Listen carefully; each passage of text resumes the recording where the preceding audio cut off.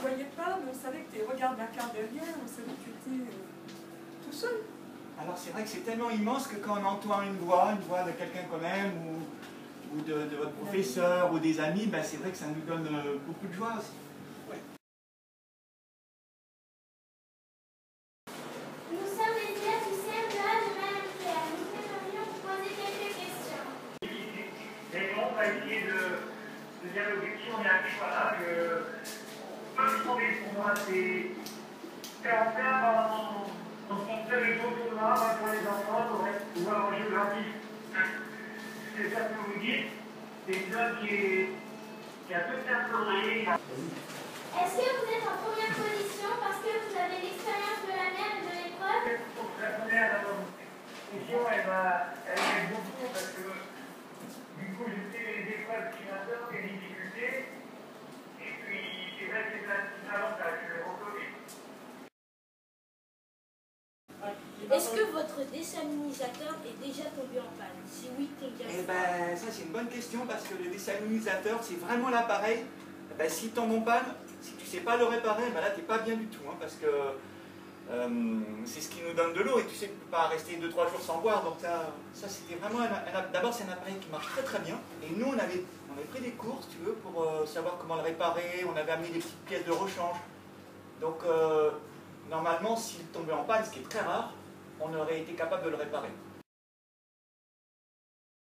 Là, il y a des sociétés qui ont imaginé des... Tu vois, là-dedans, tu as un repas complet, tu vois, c'est pas lourd, hein. Et en fait, c'est lyophilisé, c'est-à-dire c'est déshydraté, ils ont enlevé toute l'eau qu'il y a dedans. Et la seule chose qu'il faut faire pour avoir un bon repas, enfin un bon repas, je te dirai après, je répondrai à ta question, c'est tu fais chauffer de l'eau, et puis quand tu ouvres le paquet, il y a une petite marque là-dedans, et puis tu mets de l'eau jusqu'à cette marque. Après, tu attends 5 minutes, et puis voilà, tu as un repas. Vous étiez en première position. Pourquoi vous êtes passé en troisième position? À cause des problèmes de météo ou autre chose? Eh ben, tu sais, la mer, comme on dit, c'est pas comme sur Terre. Sur Terre, tu dois aller de là à Rémière-Montjoly, tu cours, et puis bon. La mer, il y a des courants.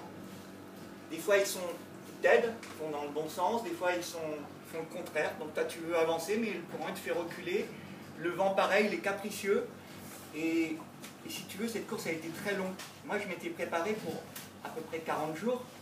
Et en fait, elle a duré 2 fois plus longtemps.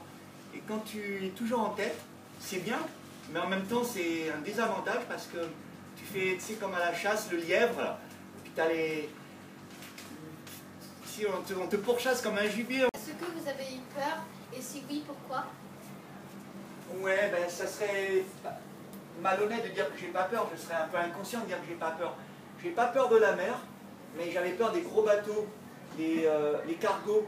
Sur l'océan, on n'est pas seul, et surtout quand tu quittes les côtes à Dakar, par exemple, eh ben, c'est un grand port, donc tu as tous les bateaux de pêche, les chalutiers, les porte-conteneurs.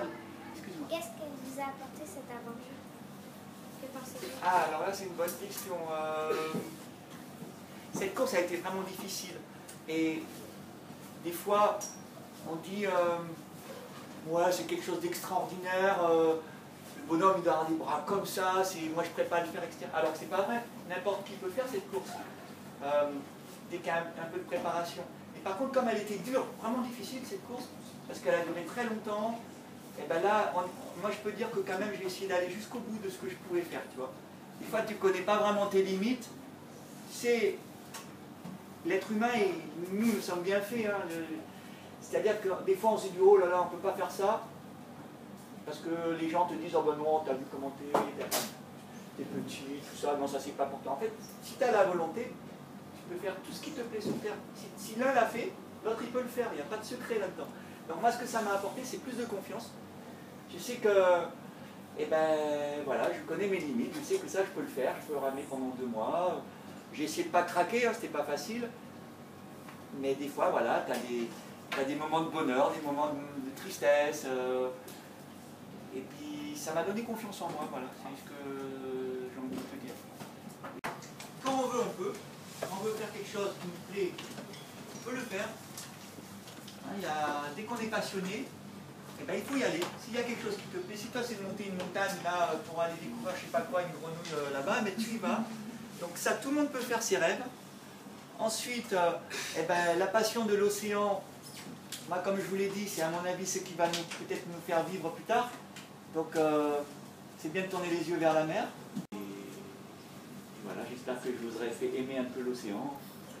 Voilà, car t'es des futurs marins. Oui.